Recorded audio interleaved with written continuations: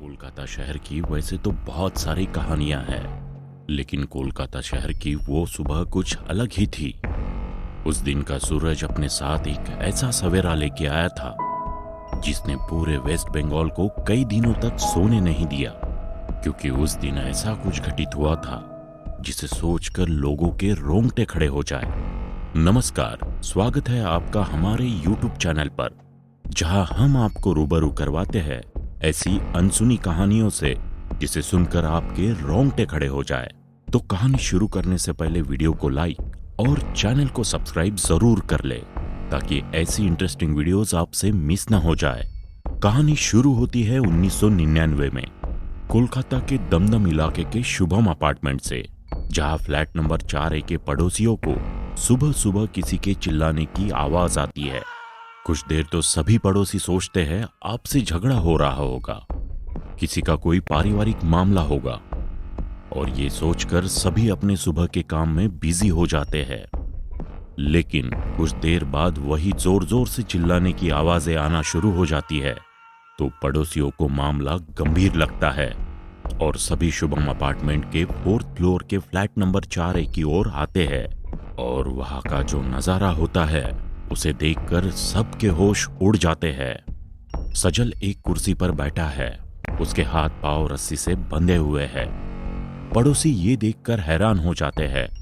तभी घर के बाकी सदस्य कहा है, ये ढूंढने के लिए जब बाकी कमरों में देखा जाता है तो वहां हर कमरे में एक लाश पड़ी होती है, और वो लाशें घर के बाकी सदस्यों की ही होती है।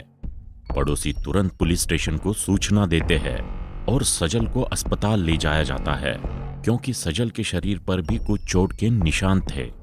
एम्बुलेंस में सभी की लाशें रखी जाती है, जिसमें सजल के पिता, माँ और छोटा भाई होते हैं। पुलिस इसकी छानबीन शुरू करती है। घर के नकदी, पैसे और जेवर गायब है। पुलिस इसे लूट की वारदात समझकर लुटेरों की खोज में लग जाती है, जिसमें सबसे पहले घर वालों में से जिंदा बचे सजल की ही पूछताछ होती है। जब सजल से पूछा गया घर में क्या हुआ था, तो सजल जवाब देता है, रात में कुछ लुटेरे घर में घुसे, जिसमें से 2 पंजाबी भाषा में बात कर रहे थे। सजल उस वक्त अपनी माँ के साथ टीवी देख रहा था। जब ये सब हुआ, उन लुटेरों ने सभी को बांध दिया था और बारी बारी करके सबको मार दिया।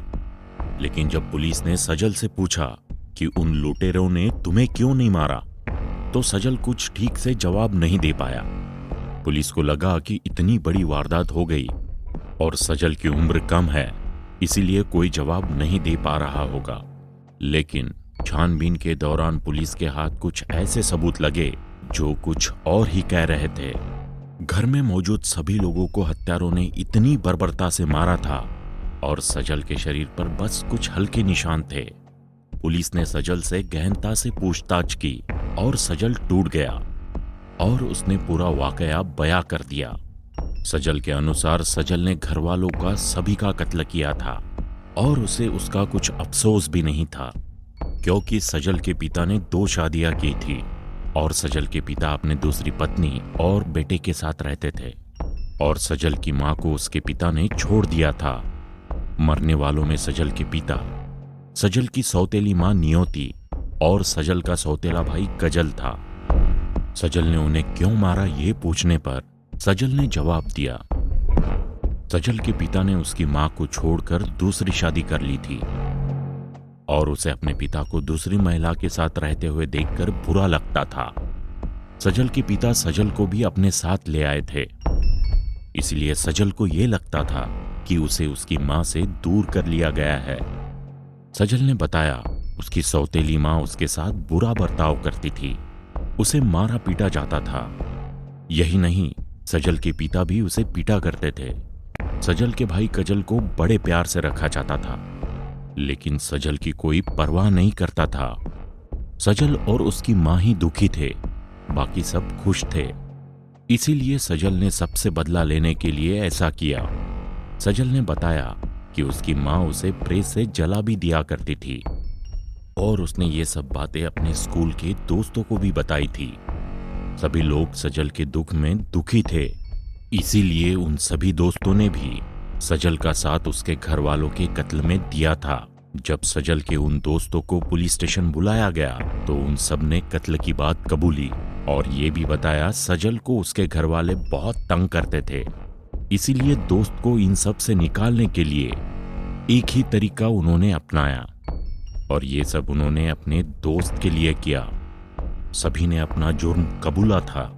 इसीलिए पुलिस ने जब पूछा कि उन्होंने वारदात को कैसे अंजाम दिया तो उन्होंने बताया कि उन्होंने पहले बाजार जाकर रस्सी और चाकू खरीदे, फिर सजल अपने घर चला गया।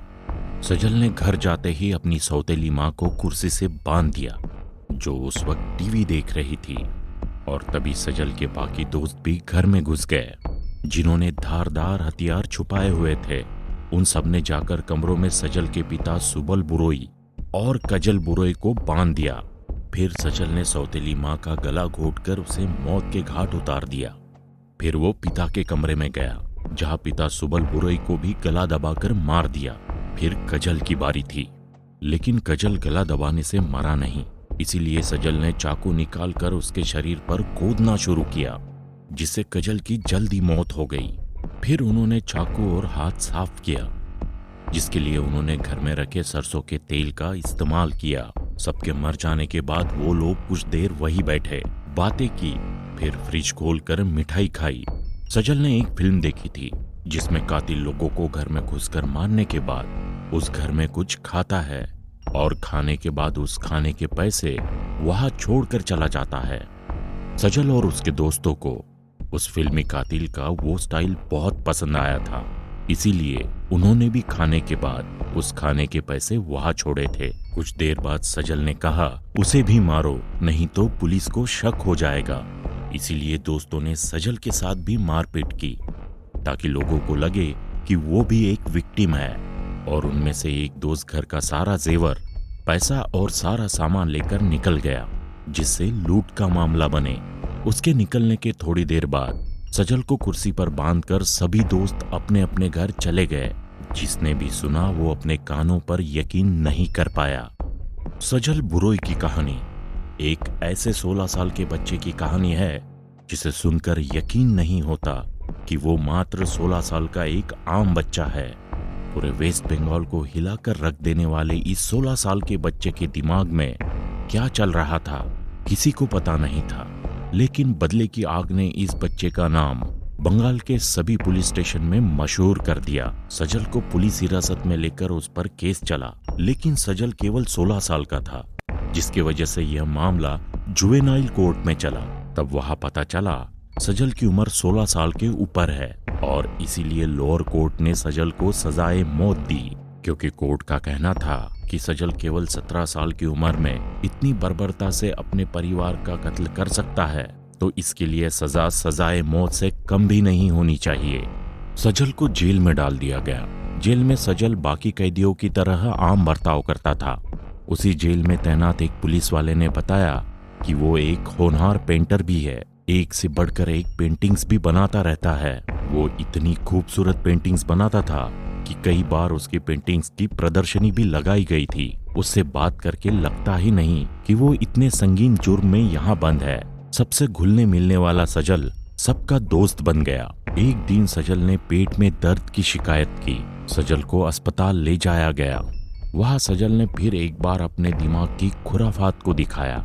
सजल ने अपने दोस्त से एक शराब की बोतल अस्पताल में ही मंगवा ली, जहां उसने उसकी निगरानी में तैनात पुलिस वालों को वो शराब पिलाई और अस्पताल से फरार हो गया।